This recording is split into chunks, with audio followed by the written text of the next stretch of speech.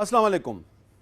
آج مجھے ایک ٹی وی چینل کی طرف سے سوال کیا گیا اور انہوں نے پوچھا کہ آج کل سوشل میڈیا پر آپ سمیت کچھ دیگر صحافیوں کے خلاف ٹرینڈز چل رہے ہیں، کمپین چل رہی ہے، مطالبہ کیا جا رہا ہے کہ یہ پاکستان کے دشمن صحافی ہیں، ان کو گرفتار کیا جائے، تو اس پر آپ کا کیا موقف ہے؟ تو میں نے اپنا موقف تو ان کو دے دیا، لیکن موقف دینے کے بعد میں نے سوچا کہ پتہ نہیں کہ یہ ٹی وی چینل میرا موقف نشر کر سکیں یا نہ کر سکیں، تو میں نے سوچا کہ براہ راست آپ سے بات کی جائے۔ سب سے پہلے تو میں اپنے ان تمام ساتھیوں کو ہمت اور حوصلہ دوں گا جن کے خلاف یہ الزامات لگائے جا رہے ہیں۔ یہ الزامات کو پہلی دفعہ نہیں لگائے جا رہے، تو جو بھی صحافی اس وقت ایک ڈس انفارمیشن کمپین اور دھونس اور دھمکیوں کا نشانہ ہے، انہیں بالکل نہیں گھبرانا چاہیے۔ یہ بات بھی درست ہے کہ صحافیوں کی صفوں میں سے بھی کچھ لوگ جو ہیں وہ آپ کے خلاف ففتھ کالمسٹ کا کردار ادا کر رہے ہیں، لیکن گھبرائیں نہیں، اس لیے کہ پاکستانی عوام کی اکثریت آپ کے ساتھ ہے، اور پاکستانی عوام کی اکثریت ہمیشہ حق اور سچ کے ساتھ کھڑی ہوتی ہے، اور اس کا سب سے بڑا ثبوت میں آپ کے سامنے کھڑا ہوں۔ میرے ساتھ کیا کیا نہیں ہوا، پوری کوشش کی گئی کہ میں پاکستان سے بھاگ جاؤں، میں پاکستان سے چلا جاؤں، میں پاکستان سے نہیں گیا، اس لیے کہ پاکستان کے لوگ ہمیشہ مشکل وقت میں میرے ساتھ کھڑے ہوتے ہیں اور آئندہ بھی کھڑے رہیں گے، اس لیے گھبرانے کی ضرورت نہیں ہے۔ آپ لوگ حق اور سچ کے ساتھ کھڑے ہیں تو آپ کو کھڑے رہنا چاہیے۔ دوسری بات، آپ یہ دیکھیں کہ جو لوگ آپ پر الزامات لگا رہے ہیں وہ لوگ کون ہیں اور الزامات کی نوعیت کیا ہے۔ میں آپ کو ایک مثال دینا چاہتا ہوں۔ کل رات کو مجھے میرے ایک دوست نے ایک کلپ بھیجا، ایک عورت ہے اور وہ عورت جو ہے وہ بڑی پاکستان کی محبت کا دعویٰ کرتے ہوئے، پاکستان زندہ آباد کے نعرے لگاتے ہوئے، مورل ویلیوز کے نام پہ جھوٹ بول رہی ہے۔ اب ذرا دیکھیں کہ وہ عورت جو ہے وہ کیا جھوٹ بول رہی ہے اور کس انداز سے بول رہی ہے۔ ان کو یقین کیجئے کہ جب تک کہ انہوں نے احسان اللہ کا انٹرویو نہیں کیا تھا، یا پھر جب تک انہوں نے، آپ کو یاد ہوگا ایک واٹ واز ہز نیم، کون وہ انڈین تھا جو کہ خود کو اجمل قصاب، جس کو نواز شریف صاحب اور حامد میر یہ دونوں تلے ہوئے تھے پاکستانی ثابت کرنے پر، جس کو بعد ازاں انڈین میڈیا اور انڈین ایجنسیز نے بھی ہندوستانی قرار دیا۔ آپ نے دیکھا کہ یہ عورت کتنی بے شرمی سے یہ دعویٰ کر رہی ہے کہ احسان اللہ احسان کا انٹرویو کیا تھا حامد میر نے۔ نہ میں کبھی زندگی میں احسان اللہ احسان کو ملا، نہ کبھی میں نے اس کا انٹرویو کیا، بلکہ احسان اللہ احسان نے تو میری گاڑی کے نیچے جو بم لگانے کا جو واقعہ ہوا تھا اس کی ذمہ داری بی بی سی پر اس نے قبول کی تھی، تو میں اس کا انٹرویو کیسے کر سکتا ہوں؟ اور یہ عورت جو ہے اس کو یہ پتہ ہونا چاہیے کہ احسان اللہ احسان کا انٹرویو جو ہے وہ سرکاری ایجنسیز کی حراست میں ہوا تھا، اور جس کسی نے بھی یہ انٹرویو کیا تو ظاہری بات ہے اس کو ایکسیس دی گئی تھی نا، تو ان کا بھی تو نام لینا، جرت پیدا کریں، ان کا بھی نام لینا جنہوں نے یہ انٹرویو کروایا تھا۔ صرف حامد میر اور کچھ دیگر صحافی جو ہیں ان کو گالیاں دینا، ان پر الزامات لگانا بڑا آسان ہے، سچ بولنا بہت مشکل ہے، جھوٹ بولنا بہت آسان ہے، جو کہ آپ بول رہے ہیں، بڑی بے شرمی کے ساتھ بول رہے ہیں۔ کہتے ہیں جی اجمل قصاب کو پاکستانی ثابت کیا حامد میر نے، اور بھی کچھ لوگ ہیں جو بہت بے شرمی کے ساتھ یہ دعویٰ کرتے ہیں حامد میر نے اجمل قصاب کے گھر کے سامنے جا کے پروگرام کیا تھا۔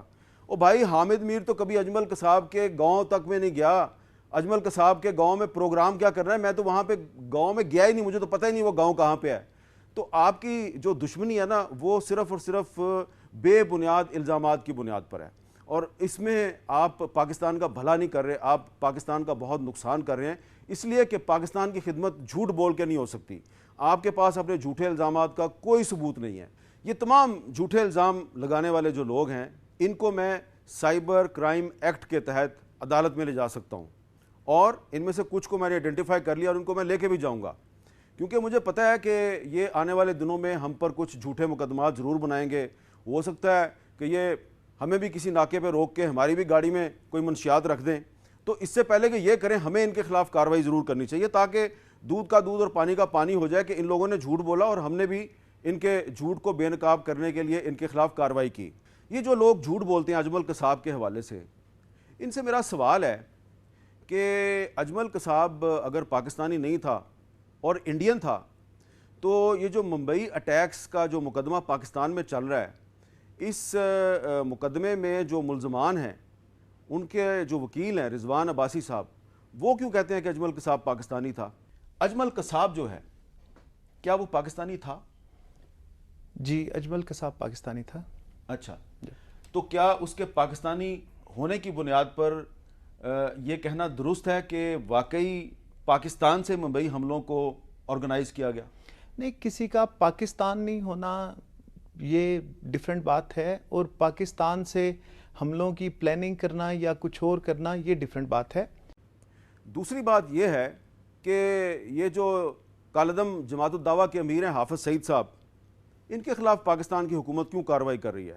ابھی کچھ اور مقدمات بھی ان کے خلاف بنائے گئے ہیں، اور یہ وہی حافظ سعید صاحب ہیں جن کی جماعت نے 2014 میں جب مجھ پر حملہ ہوا تھا تو اس کے بعد انہوں نے بجائے میرے ساتھ ہمدردی کریں انہوں نے میرے خلاف مظاہرے کیے تھے. تو اس وقت ان کو استعمال کیا گیا تھا، آج ان کے خلاف مقدمات قائم ہو رہے ہیں. تو یہ آپ یاد رکھیں کہ جن لوگوں کو استعمال کیا جاتا ہے بعد میں ان کو ابینڈن کر دیا جاتا ہے، بعد میں ان کے خلاف مقدمے بنائے جاتے ہیں. ایک اور بات بھی میں آپ کو بتانا چاہتا ہوں. آپ دیکھیں سوشل میڈیا پہ کچھ لوگ جو ہیں وہ جب ان کے پاس دلیل نہیں ہوتی تو وہ بہت سے جھوٹ بولتے ہیں. اس میں سے ایک جھوٹ یہ بھی بولتے ہیں کہ جی حامد میر جو ہے نا، اس کا جو باپ ہے وارث میر، اس نے جو 1971 کا آپریشن تھا اس کی مخالفت کی تھی، لہٰذا اس کا باپ بھی غدار تھا، یہ بھی غدار ہے. مجھے تو فخر ہے کہ میرے والد صاحب نے فیض احمد فیض اور حبیب جالب اور بہت سے دیگر جو آزادی پسند اور جمہوریت پسند لوگ تھے ان کی طرح 1971 کے ملٹری آپریشن کی مخالفت کی تھی. وہ مخالفت کرنے والوں میں صرف شاعر اور ادیب شامل نہیں تھے. پاکستانی فوج کے ایک سینئر افسر تھے لیفٹیننٹ جنرل ریٹائرڈ صاحبزدہ یعقوب علی خان صاحب، جن کو بعد میں جنرل ضیاء الحق نے اپنا وزیر خارجہ بھی بنایا تھا، انہوں نے بھی اس آپریشن کی مخالفت کی تھی. تو لہٰذا اگر 1971 کے فوجی آپریشن کی مخالفت کرنے کے جرم میں آپ وارث میر کو اور فیض احمد فیض کو اور حبیب جالب کو آپ غدار کہتے ہیں تو پھر صاحبزدہ یعقوب علی خان صاحب کے بارے میں بھی کوئی لقب جو ہے وہ آپ فرما دیں کہ وہ کیا تھے، کیونکہ انہوں نے بھی مخالفت کی تھی. اور 1971 کے فوجی آپریشن کی مخالفت صرف ان شاعروں اور ادیبوں نے نہیں کی تھی، کچھ اور بھی لوگ تھے جنہوں نے یہ مخالفت کی تھی. ذرا سنیے وہ کون لوگ تھے. بالکل غلط تھا. ہماری فوج ہی نے الیکشن کروائے، الیکشن جیتے ان کی پارٹی، اور اسی کے اوپر آپریشن کر دیا. اور آپریشن کیا ایسا کہ آپ جب بھی شہروں میں، اب فوج کا قصور نہیں، آپ فوج کو شہریوں کے اندر اٹیک کروا دیں، ایک بستی سے گولی آتی ہے وہ ساری فوج ادھر ان کو اڑا دیتی ہے. کبھی بھی نہیں ہمیں کرنا چاہیے، یہ کبھی ملٹری آپریشنز نہیں کرنے چاہیے تھے. اتنا بڑا ظلم ہوا ان سے اور ہمارے سے جھوٹ بولا گیا. پروپیگنڈا تھا، ایک ہی پی ٹی وی تھا، ایک ہی اخبار کنٹرول تھی. ہم یہاں لڑتے پھر رہے ہیں. میں انگلینڈ گیا، سب سے لڑا ہوں کہ نہیں ہم نے، پاکستان نے بالکل ٹھیک کیا، یہ ہندوستان کی سازش تھی. بعد میں جا کے جب پتہ چلا، ایک میرا دوست اشرف الحق جو اس وقت بنگلہ دیش کی ایسٹ پاکستان کی انڈر 19 کا کیپٹن تھا، جو میں آخری، ہم نے پاکستان ویسٹ پاکستان انڈر 19 اور ایسٹ پاکستان انڈر 19 کا مارچ 71 میں میچ ہوا تھا. وہ آخری دفعہ تھا، آخری جہاز گیا، اس کے بعد آپریشن مارچ 71 میں آپریشن ہو گیا. تو مجھے یاد ہے کہ وہ مجھے تب کہہ رہا تھا کہ عمران یہاں بڑا برا تاثر پڑ رہا ہے اور لوگ پاکستان سے علیحدگی کی کر رہے ہیں، اور وہ بڑا پرو پاکستان تھا. تو جب وہ مجھے 3 سال کے بعد آکسفورڈ میں ملا، اس نے مجھے بتایا کہ ہوا کیا وہاں، کتنی قتل عام ہوئی، کیسے کتنے لوگ مارے گئے. مشرقی پاکستان میں کی وہ ہمیں بلوچستان میں اور فاٹا میں نہیں کرنی چاہیے. بالکل نہیں. میں اس لیے پہلے دن سے ملٹری آپریشنز کے خلاف ہوں. ان سے کبھی کوئی مسئلہ حل نہیں ہوتا. آج مجھے بتائیں، ہم کتنی دیر، 7 سال ہو گئے ملٹری آپریشن، کیا ہوا ہے؟ کیا ہم نے کوئی کیا آپ کو پا لیا ہے؟ 32,000 پاکستانی مر چکا ہے. اس سے کبھی کوئی نہ بلوچستان میں فائدہ ہوا. بلوچستان میں وہ جو وہ حقوق مانگ رہے تھے، وہ آج آزادی مانگ رہے ہیں آپریشن کے بعد. تو سن لیا آپ نے. تو جناب عرض یہ ہے کہ وہ تمام لوگ جو سوشل میڈیا پر میرے سمیت کچھ دیگر صحافیوں کی گرفتاری کا مطالبہ کر رہے ہیں، کم از کم پہلے آپ ہمارے خلاف کو مقدمہ درج کر لیں، کوئی ہمارے خلاف ثبوت لے آئیں، پھر مطالبہ بھی کر لیں. ویسے تو میں نے پہلے بھی کہا کہ ہمیں پتہ ہے کہ آپ تو کسی ثبوت کے بغیر بھی ہمیں گرفتار کر سکتے ہیں، کیونکہ طاقت آپ کے پاس ہے، بندوق آپ کے ہاتھ میں ہے، آپ کچھ بھی کر سکتے ہیں. لیکن میں آپ کو آج یہ بتانا چاہتا ہوں کہ اگر آپ ہمیں گرفتار کرنے کی دھمکیاں دے رہے ہیں یا صرف مطالبات کر رہے ہیں تو مطالبے نہ کریں، دھمکیاں نہ دیں، آئیں اور گرفتار کر لیں. اس لیے کہ میں تو گرفتاری کے لیے تیار ہوں. اور ایک اور بات آپ کو بتانا چاہتا ہوں، اور بڑی پتے کی بات ہے، میں جنرل پرویز مشرف نہیں ہوں جو گرفتاری کے ڈر سے پاکستان سے بھاگ گیا تھا.